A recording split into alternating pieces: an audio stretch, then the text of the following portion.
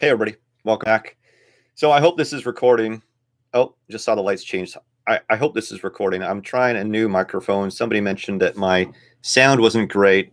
Let me just double check here, make sure it sounds okay. Yeah, I hear myself. So you said it didn't sound as good as it could, so I'm using a new microphone. So hopefully the sound is better this time. Let me know what you think. Let me know if it's any better. And because I love to get feedback that way and make improvements. And I'm pretty new to this whole YouTube thing, so any feedback that you do give me is greatly appreciated. So, all right. So today I want to talk to you about censorship, and especially right now, it's really interesting because censorship. I better get that word right because I'm going to be saying it a lot today. Is kind of really in the news a lot, and it's being discussed a lot, especially on social media. And so I really want to get into that, my own personal experience on how that's affected me, because I have been censored actually recently. And then also the greater picture. And at the very end, I wanted to share with you a pretty interesting site and tool that I found that I think if you're interested in this sort of thing, you should definitely take a look at. But first, let's look at the numbers. So today, right now, we're looking at 340,000 deaths. That's up actually 7,000 from yesterday, I believe, which is a big jump. I mean, it's more than higher than average. I haven't seen it higher, and it really just depends on when people are reporting. It's now 5.2 million, and so that's a jump of about 100,000 infected as of yesterday. And of course, this is reported, and so it's part of this is the reporting schedule and stuff like that. But nevertheless, those are the numbers. It's still going up. The chart kind of went up a little bit steeper now, and again, that's partly due to reporting, but it's not a good sign as far as slowing down. So there's that. Okay. So yeah, let's talk censorship. Darn it, I get stuck on that word so easy. So when we look at censorship, when I say I take a look at it in do my research and Google it and look for it, I get a lot of stuff that's really recent around Dr. Erickson and around the coronavirus stuff where people are saying it's not real and things like that. And really, my experience has been where I did the 2 videos on Dr. Erickson, and if you watch those videos, they're still there, by the way. They haven't been taken down yet, although I assume they will be at some point. So they're still there, but those are the 2 videos that I get the most traffic on, I get the most comments on, and I get the most emotional response from. So I'm not going to make any more Dr. Erickson videos. It's great that people are really interested in it, but I find that they're very passionate about that subject. And so you either love them or hate them. And the ones that don't like my criticism of the message respond very emotionally and tend to not really provide a lot of data, but provide insults. And I had some really strange insults and stuff like that. And I really just respond by saying, okay, fine. Can you just show me your data if you have an alternate argument? And for me, that's what it's really all about. I'd like to learn more about what's really going on in the world. I find it really fascinating what's going on right now at a global level. And so I want to know more. I want to know the truth, just like many of you do, right? But, insulting me and saying that, oh, I'm wrong, well, fine, but show me your data, right? Like, show me where the mistake is. And I'm totally cool with that because I do make mistakes and I want to learn. So, I'm not offended, by insulting me. I'm not quite sure what people hope to achieve there, but, there's that. And on the other side of it, people are like, thumbs up and stuff like that, which is cool. And, I'm just kind of reporting what I'm finding and what I think. And when I see somebody's math is wrong, I'm going to call them on that. And I think most people would agree on that. But really, I'm looking for a rational conversation, right? And if you've got some details around a subject, then great. The censorship part of it is interesting because the Dr. Erickson video was removed, and I talked about that during one video, and I talked about how it was removed according to the Google Community of Practice guidelines, and they have the right to remove it. and because they're a private company, and so they are very able to do that. It's really up to them, whatever they're going to put on their platform or not, and so that's fine. And so I respect that. Do I agree that they should have taken it down? No, but that's just my personal belief. I don't think it was harmful in any way. I think that it created a lot of argument and debate, which I think is okay. I think that that's the liberty of free speech, is to be able to say, this is my opinion and I might be wrong, but let's debate. As long as you're not being hateful or anything like that, or triggering violence or anything like that. And, you know, there's protests going on around the world right now, and for the most part, they seem pretty civil, pretty good that way. Are they a good idea from a health perspective? That's debatable, right? And I think a lot of people would weigh in on that. However, I don't see any violence, even though we do see people carrying weapons, firearms, and stuff like that. I see everybody being pretty respectful, which I think is fantastic. I think that if you can go out as a group and protest and debate, and that's what it's all about, right? I mean, isn't that what we all want to do at the end of the day? Is to be able to have conversations and, you know, really figure things out. And it helps also from a mental point of view to be able to do that, to be able to say what's on your mind and to speak your thoughts. So, do I agree that Google should have removed the video? No, I think they should have left it there and they should have allowed debate. But do they have the right to remove it? Absolutely. And I respect that as well. It's their company. They get to do what they want. So that's fine. Like that was my view. And I talked about that in my previous video. Then actually, right after I made that video, one of my other videos was removed. And I got the exact same email that other people do, including probably Dr. Erickson. And it said, you know, your video has been removed, but don't worry, your account is still fine.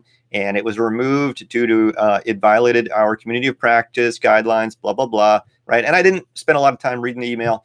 But I was like, okay, fine.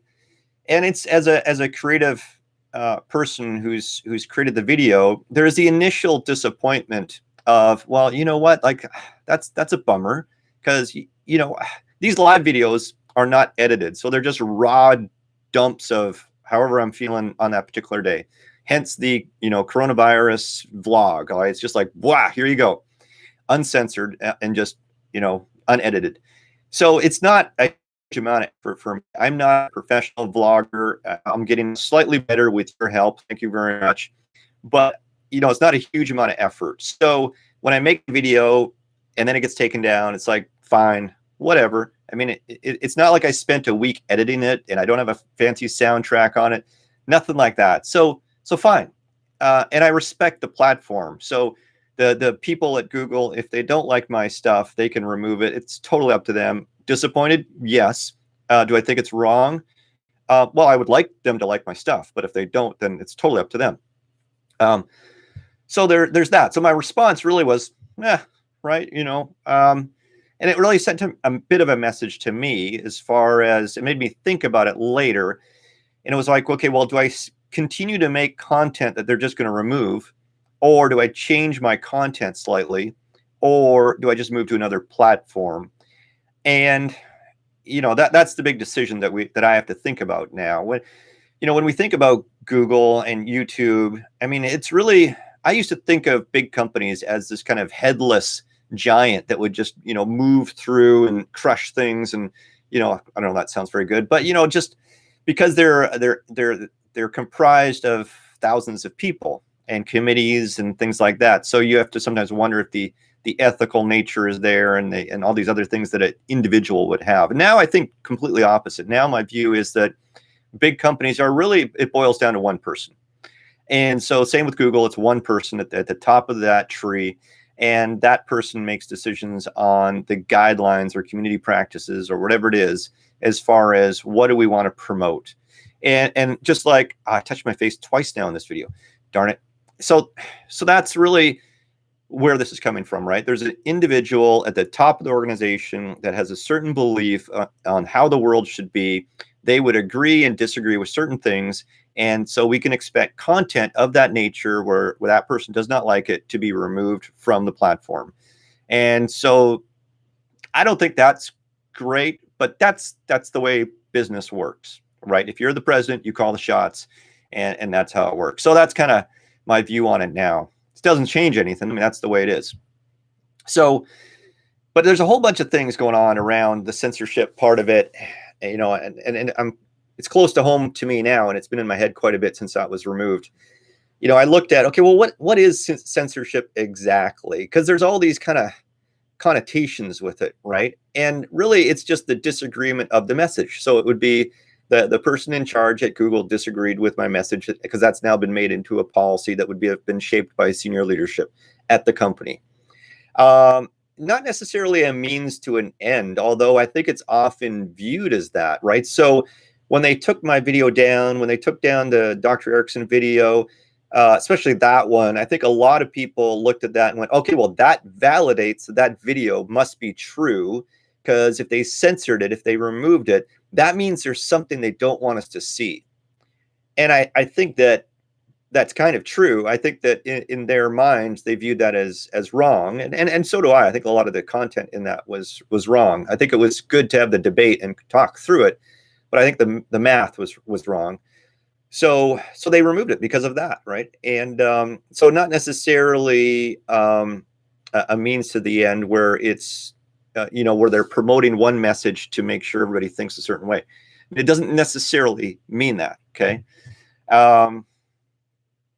Yeah, so, you know, and I don't necessarily think that there's a huge global conspiracy or anything like that. Like usually the right answer is the most simple answer, and that's kind of what I'm thinking there. So I think it's as simple as that. I mean, that their leadership views the world in a certain way, and they don't want to have anything that conflicts with. And in this case, it's the World Health Organization. They don't want anything that conflicts with that message from there. And in my other videos, I talk about some of the danger of that. And that's one area where I would disagree, where I don't think the World Health Organization is necessarily a good thing to base your community guideline on. However, that's what Google does, and that's it, right? So what does that mean to you and me and anybody else, right? What it means is, you know, you've got some choices still. You can change your content. You can focus on something else that will keep you in good books on the YouTube platform. You can not use YouTube. You can go use another platform.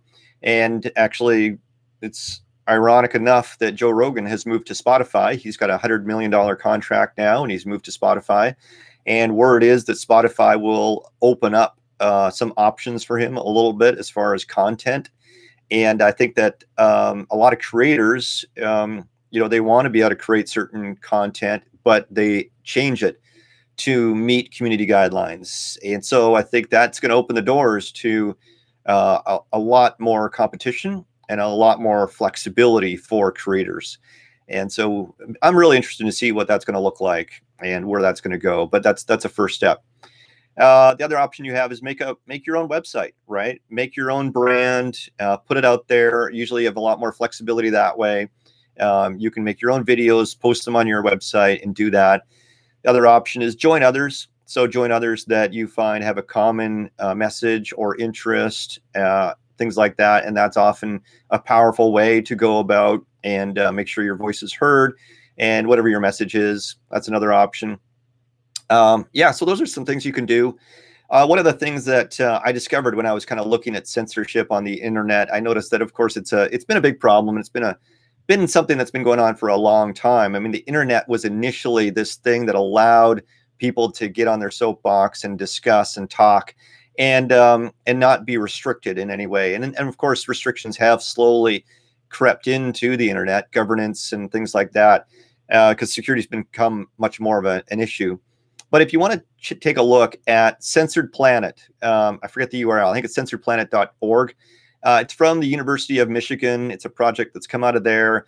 And I found that really fascinating. Take a look at some of the projects that they're doing, some of the data that they produce on the overall censorship globally. And I think that's really interesting. I think I would be really pleased if more universities spent time looking at things like that. I find that information security groups within these universities do a lot of research on really fascinating things, produce a lot of good reports.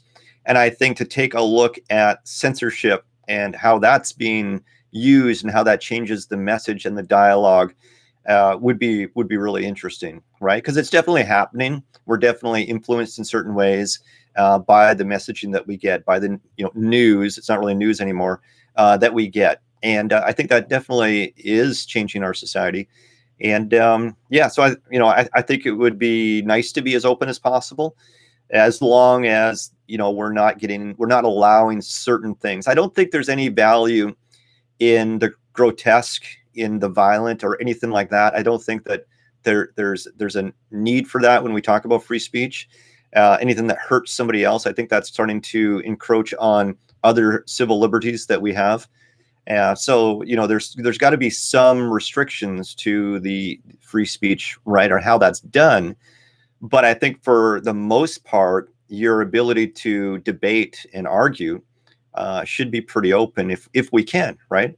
But again, Google and YouTube is a private platform, and they have the right to change and to remove as they see fit. So I'm not disappointed about my video being removed. That's all part of the overall thing, the overall experience, and I'm learning from that, and I'll just make decisions based off of that. So that's it, really. Thank you very much. I hope you enjoyed this video. If you're new here, if you want to watch future videos, please hit the subscribe button down below. If you like this video, please hit the like button. And always happy to hear your comments about this video or other videos and what you'd like to see next. All right. That's it from me. Hope you're all safe, and I'll see you next time.